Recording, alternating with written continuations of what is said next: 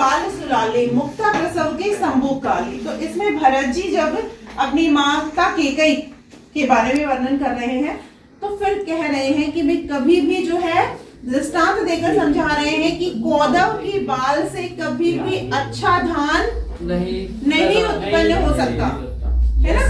बासमती चावल एक कोदव मतलब कोदव की बाली से, बाली जैसे गेहूं की हमारी बाली होती है वैसे ही कोदव एक उसका धान की बहुत सारी प्रजातियां होती है ना, तो ये एक बेकार प्रजाति है उसकी धान की। तो कभी भी कोदव की बाली से अच्छा धान नहीं उत्पन्न हो सकता।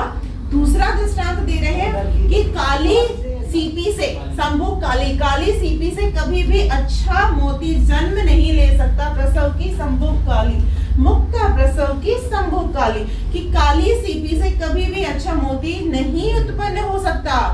तो अर्थात यहाँ पर भरत जी कहना चाह रहे हैं कि मेरी माँ नीचता के कार्य करने वाली है और मैं बहुत सज्जन हूँ, मैं बहुत साधु हूँ, तो ऐसा कहना भी मेरे लिए जो है उचित नहीं है, या फिर ऐसा विचार आना भी मेरे मन में जो है, क्योंकि कभी भी एक बेकार चीज से अच्छी चीज उत्पन्न नहीं हो सकती। तो अगर मेरी माँ दुर्गुणी है तो जाहिर सी बात है कि मुझ पे भी मतलब मैं उससे बच नहीं सकता। जो भी घटित हुआ है मैं अपने आप को इससे निर्दोष साबित नहीं कर सकता हूँ। तो मेनली हमारे इन दोनों लाइनों में जो है भरत जी की अपने आप को जो निर्दोष साबित करने वाली वो थी, और फिर उसमें मतलब अपने आप को भी दोषी मान ही रहे हैं। तो किस तरीके से वो दृष्टांत देकर समझाया है। तो दृष्टांत है तो सीधी सी बात है, दृष्टांत अलंकार है ना।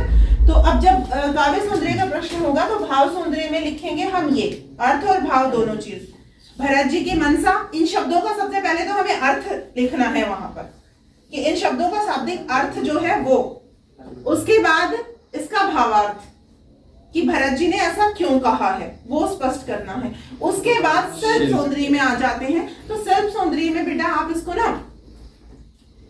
पॉइंट बनाकर लिखोगे तो क्या है, नंबर भी ज्यादा अच्छे आएंगे और दूसरा समय भी आपको कम लगेगा। बिल्कुल चुनिंदा शब्दों का प्रयोग करोगे तो भाव सौंदर्य में भी उसका सहारा आप ले सकते हो। तो उसका जब करोगे तो पूरा लाइनों में भी कर सकते हो, चॉइस है। अगर आप ज्यादा अच्छे से लिख पाओ तो आप बिल्कुल सटीक वो बनाकर कि इसमें जो है भरत बाल सुलाली और जो है संभोग काली दो दृष्टांतों के माध्यम से समझा रहे हैं। पहली लाइन में आप ये लिखोगे, फिर दूसरी लाइन में लिखोगे कि भाई भरत जी इसमें कहना चाह रहे हैं कि कभी भी कोदव की बाली से अच्छा धान या बासमती चावल उत्पन्न नहीं हो सकते। काली सीपी से तीसरा स्टार बनाकर या फिर बनाकर तीसरे में लिखोगे कि काले मोती से कभी माफ करना, काली सीपी में कभी भी एक अच्छा मोती नहीं पैदा कर सकती, नहीं उत्पन्न हो सकता। तो चौथों में लिखोगे कि इससे जो है भरत जी ये समझाने का प्रयास कर रहे हैं कि इस तरह कि मेरी माता नीच काम करने वाली है और मैं बहुत अच्छा सदाचारी हूँ, मैं ऐसा बिल्कुल कहने का प्रयास नहीं कर रहा हूँ, क्योंकि अच्छी गुणवान जिसमें खुद गुण हो वही गुणवत्ता की चीजों को जो है पैदा कर सकता है ना। तो मेरी माँ में दोष है और मैं बहुत अच्छा हूँ, मैं ऐसा बिल्कुल नहीं कहना चाह रहा हूँ। ये इस बात को स्पष्ट करने के लिए उन्होंने इन दो दृष्टांतों का सहारा लिया है। ठीक है, अब जो है शिल्प सौंदर्य में आ जाएंगे। तो शिल्प सौंदर्य में सबसे पहले हम भाषा की बात करेंगे। तो अब जैसा कि हम व्याख्या में विशेष के बिंदु लिखते थे, आपको बिल्कुल यहाँ वही लिखना है। तो अब विस्तार में अगर आपको बिल्कुल सही से पकड़ में नहीं आ रही हैं चीजें, ऐसे तो ऐसा हो नहीं सकता कि ना पकड़ में आए, पर फिर भी नहीं पकड़ में आ रही तो आप विस्तार से लिखोगे। भाषा सहज सरल अवधि प्रवाह में है, अवधि का प्रयोग है, क्योंकि हमारे यहाँ कौन सी भाषा है, तुलसीदास जी की अवधि है ना, विद्यापति जी की मैथिली है, तो अवधि भाषा का प्रयोग किया गया। या फिर आप बिल्कुल सारांश में बिंदु वाइज भी लिख सकते हो, अवधि भाषा का सुंदर प्रयोग है। ठीक है, या फिर अवधि भाषा का प्रयोग है, ऐसा भी चलेगा। दोहा है ना, क्योंकि हमारी वो पूरी ही दोहा चौपाई में लिखी गई है। तो यहाँ क्या है, तो यह चौपाई से है, क्योंकि दोहा तो जो नीचे आ रहा है ना वो हमारा दोहा है, बाकी चौपाई उसमें है। ठीक है, क्योंकि यहाँ तो दो ही लाइन वहां से निकाल के चौपाइयों में से ही निकाल के, दोहा है या चौपाई है बताओ जरा। चौपाई। सोच लो। चलिए आगे जो है, अब यहाँ आ जाएंगे हम, इसमें थोड़ा सा अलंकारों की छटा और उसमें करके, तो कोई कौन सा अलंकार है बताइए इसमें से?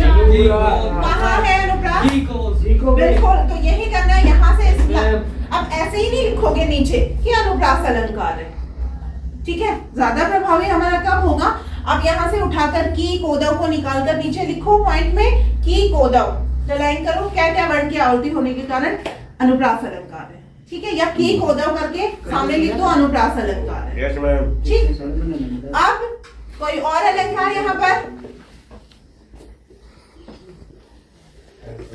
कोई और अलंकार? अरे भाई मैंने शुरू में ना, अरे हाँ, काली में क्या है? हाँ, उसने पकड़ लिया सविता ने।